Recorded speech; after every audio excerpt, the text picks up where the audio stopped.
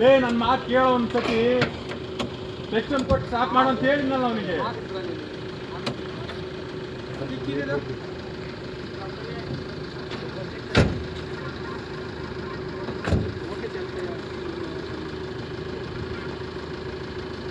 Full curing हो जाएगा ना इसके लिए जो हमारे पेंट ढेर होते हैं।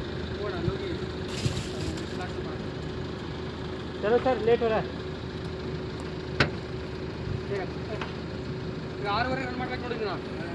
6:30ಗೆ 6:30 6:30 ಏನು ಮಾಡ್ತೀವಿ ಈಗ ಅಷ್ಟೇ ಗೊತ್ತಿಲ್ಲ ನನಗೆ. ಮೆಟ್ರಲ್ ಆಗಿ ಹೋಗ್ಬೇಕು.